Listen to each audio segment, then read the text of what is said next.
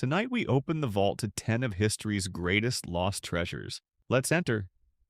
The Amber Room. They called it the eighth wonder of the world. A chamber made entirely of amber, fossilized tree resin, backed with gold leaf and mirrors, carved into intricate mosaics. It was a gift from Prussia to Russia in 1716, and for 2 centuries it sat inside the Catherine Palace near St. Petersburg, glowing like captured sunlight. Then the Nazis came.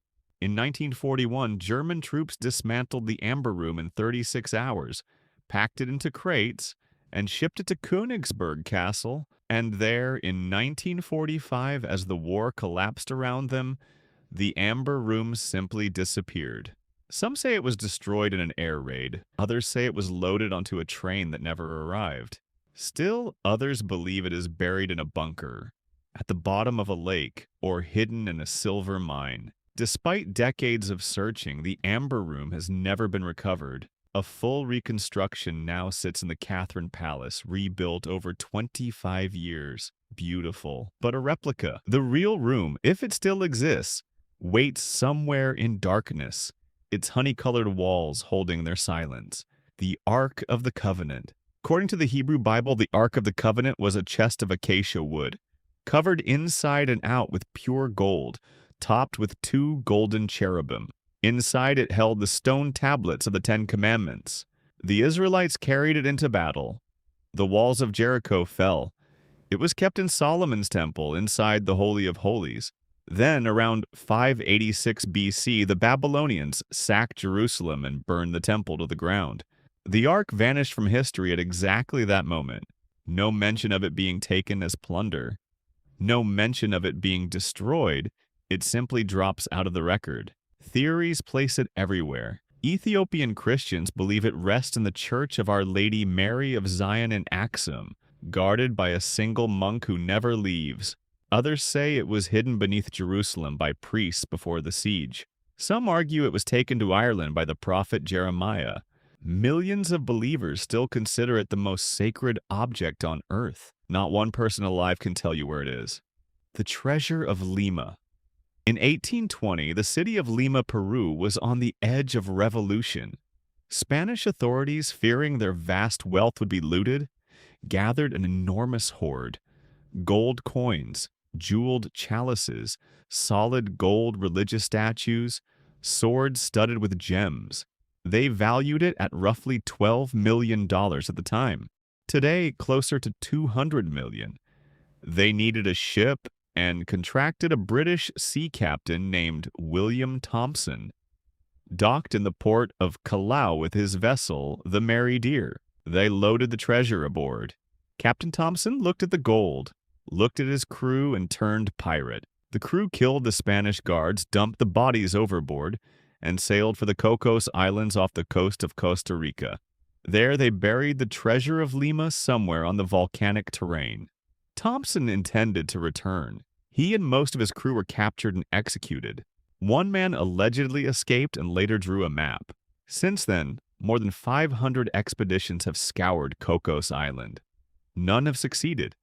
The island is now a national park. Treasure hunting is illegal, but the Treasure of Lima is still down there, tangled in jungle roots, waiting for someone who can read an old pirate's clues. The Flor de la Mar. The Flor de la Mar was a Portuguese carrack, a massive wooden sailing ship built for trade and war. In 1511, it helped capture the wealthy city of Malacca in modern-day Malaysia. The Portuguese loaded it with the Sultan's treasure: gold, silver, gems, silks, perfumes. It was and may still be the largest haul ever stowed on a single ship. Then, in a storm off the coast of Sumatra, the Flor de la Mar sank. Its captain survived on a raft. The treasure did not. For 500 years, the ship has lain somewhere on the seabed, its exact location unknown. Modern estimates value its cargo at over $2 billion. The waters where it sank are silty and treacherous, and the wooden hull has likely dissolved into the mud. But local fishermen occasionally pull up fragments: a gold chain, a handful of coins. enough to remind the world that the Flor de la Mar is not a myth. It is a grave of unimaginable wealth, sleeping under the silt just beyond reach, the lost Dutchman's gold mine. In the 1870s, a German prospector named Jacob Waltz wandered into the Superstition Mountains of Arizona and came back with the story. He claimed to have found a rich gold vein, a mine so thick with ore that a man could fill his pockets in an afternoon. He brought gold back to town, showed it to people, but never revealed the location. On his deathbed in 1891, he supposedly gave a few cryptic clues to a woman who cared for him. Then he died, and the mine vanished into legend. Since then, over a century of treasure hunters have combed the Superstition Range. Some have died of heat stroke. Some have fallen off cliffs. Several have been shot under strange circumstances. One German immigrant disappeared entirely, leaving behind only a headless skeleton. The Apache, who knew about the gold for generations, called it the work of the thunder god and warned outsiders away.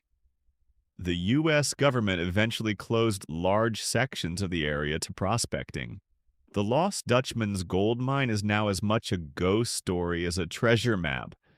But ask anyone in Apache Junction, Arizona, and they will tell you the gold is real.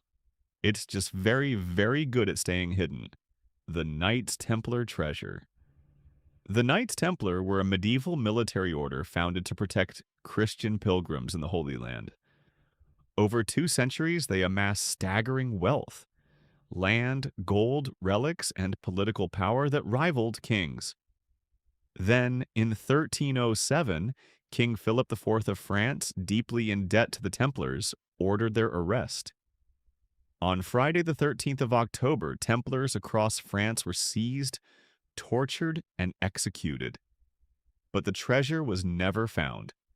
The Templar fleet anchored at the port of La Rochelle simply vanished overnight. No records of confiscated gold. No royal treasury suddenly enriched. Theories abound. Some say it was smuggled to Scotland, where Templar symbols still mark old chapels. Others point to Switzerland, a country with deep Templar connections, still a haven for hidden wealth. Some believe the treasure lies buried on Oak Island in Nova Scotia, waiting for a human-made flood trap to be breached.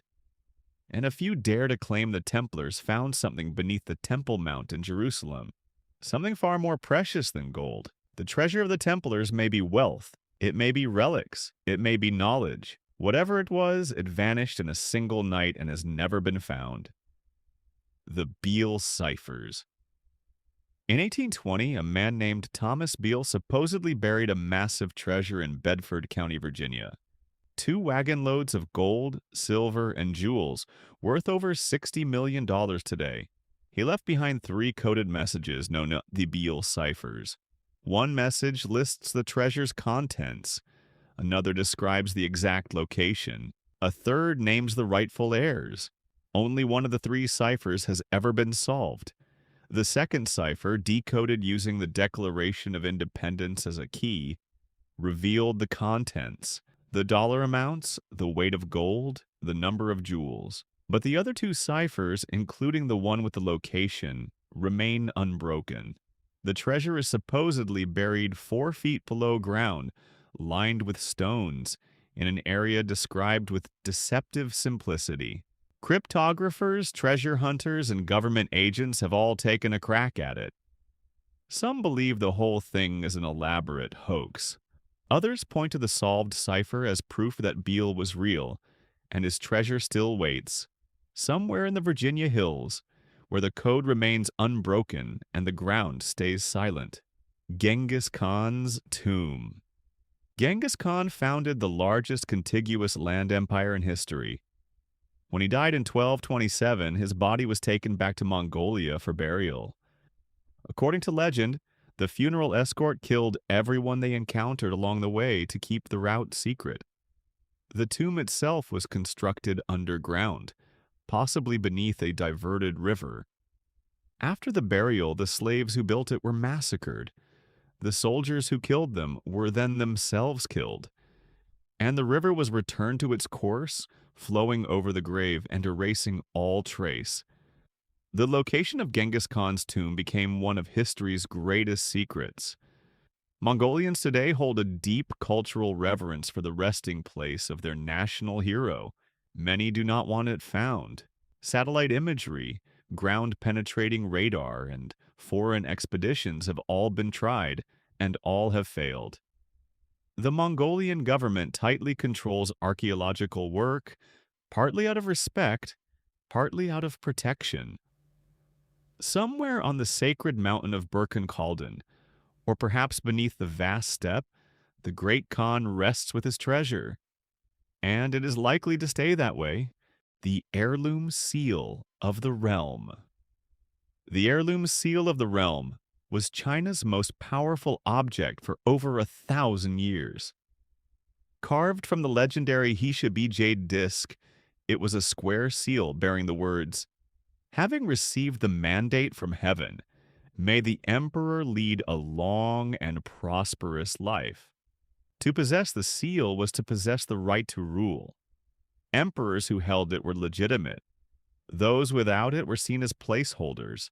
It passed through the hands of the Qin, Han, Tang, and Song dynasties. Then, around 960 AD, during the chaos of the Five Dynasties and Ten Kingdoms period, the heirloom seal vanished. It simply disappeared from the palace. No one knows if it was stolen, hidden, or destroyed. Multiple emperors later claimed to have recovered it, but each claim was met with skepticism. The seal became the holy grail of Chinese antiquities. Despite centuries of searching, the genuine article has never surfaced. Some archaeologists believe it may still be buried in a forgotten tomb, waiting for the right excavation. For now, the most powerful object in Chinese history is gone, and with it, an unbroken chain of legitimacy that stretched back 2 millennia. Captain Kidd's buried gold. William Kidd was a Scottish privateer turned pirate. Or, depending on who you ask, a privateer framed as a pirate by the British establishment.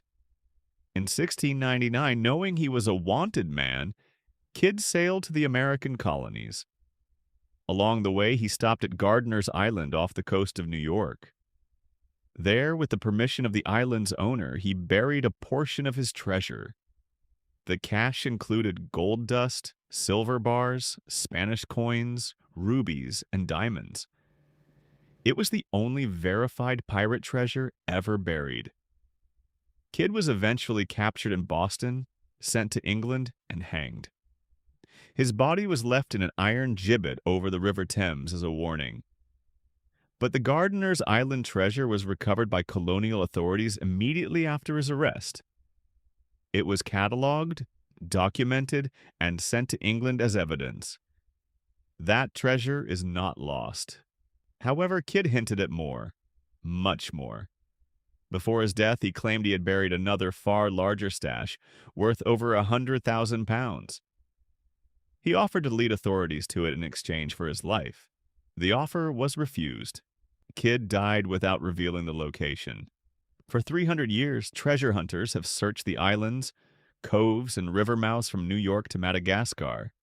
Captain Kidd's buried gold remains undiscovered. If it ever existed at all. 10 treasures. They sit at the bottom of seas under jungle roots, inside sealed chambers and coded pages. Real. Documented, still not found, which means they are still out there. I am the keeper. The lantern stays lit. The vault stays open. Until the next mystery.